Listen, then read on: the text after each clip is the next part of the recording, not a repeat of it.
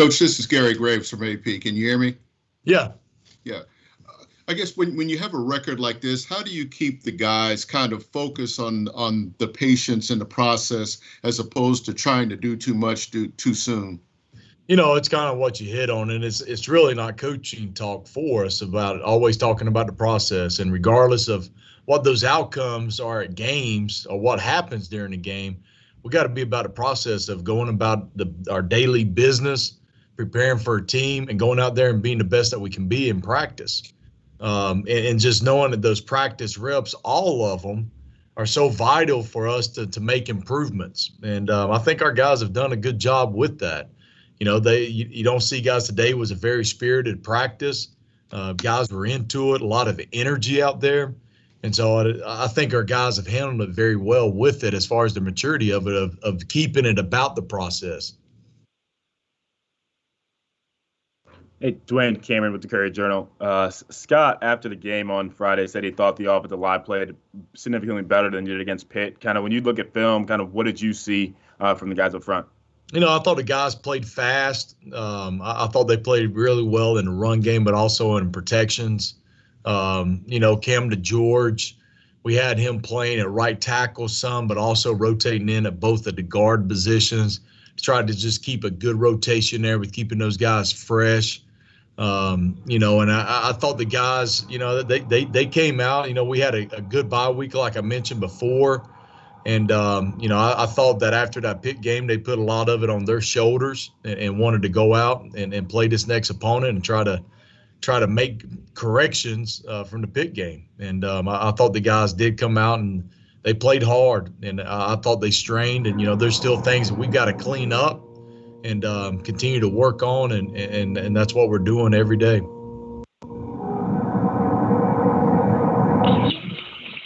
Dwayne, Russ Brown from Kentucky today. What's been your impression of the progress of Cam DeGeorge since he came there? I've been he's the best teammate I've ever been around. And I've told that to the guys in my room and to other players and coaches on the staff. He's the best teammate I've ever been around. And what I mean by that, he is so unselfish. And he is all about what can he do to help. And for a guy coming in as a grad transfer, is trying to feel his way to learn his role and things like that, not being selfish. I think he's a great teammate. He's a guy that will jump on a grenade for you. To me, his unselfishness and will do anything for a teammate. I think it garners a lot of respect from all of his teammates. But it's a lot of experience that comes with Cam. He's got a lot of snaps underneath his belt, and I think that he's playing really well. I think that in his Georgia Tech game, I think he graded out the highest amongst all the linemen after the game. And so I thought that he played really well. And asking him to play 3 different positions in a game, that's tough on a lineman, and especially when you're playing tackle and both guards like that.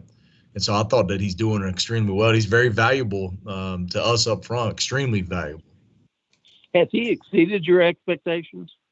Yes, he has. He has. I think that his versatility and what he brings to us with providing us depth and where we can get a rotation is extremely valuable.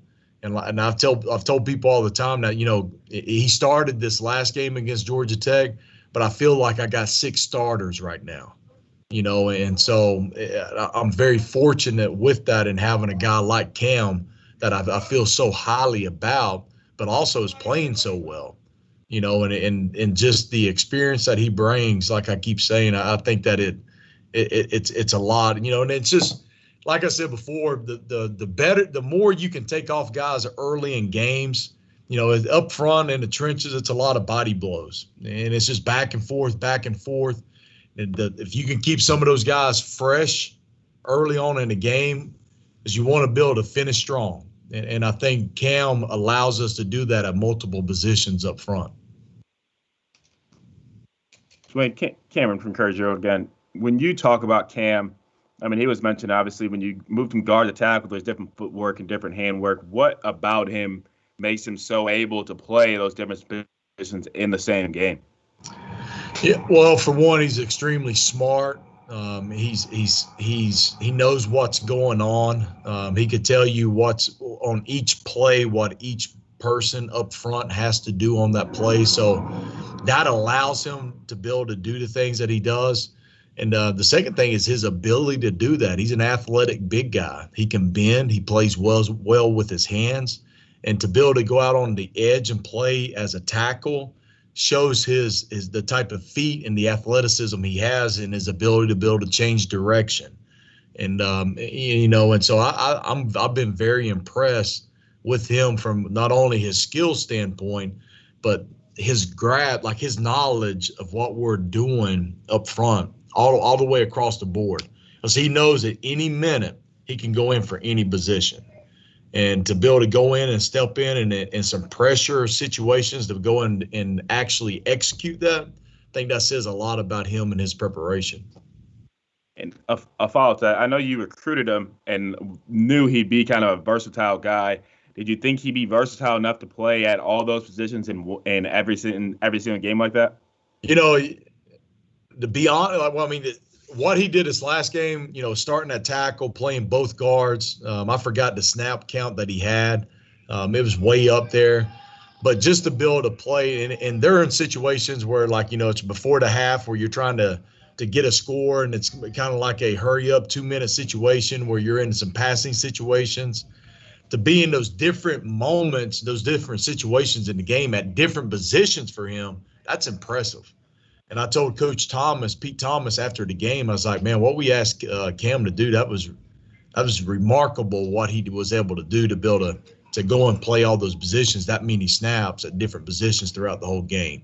I've never had a player that I've had to ask to do that or that has done that.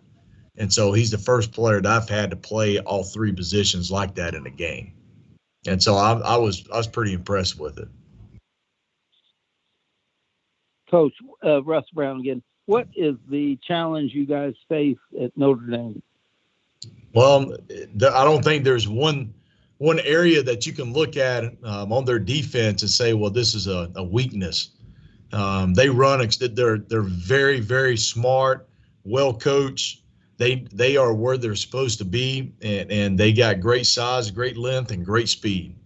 And it's one of those games. Obviously, we opened up with them last year. That was a great atmosphere we had here at home, and so the guys are excited about to go up there to play at Notre Dame against a top-ranked team in the country right now.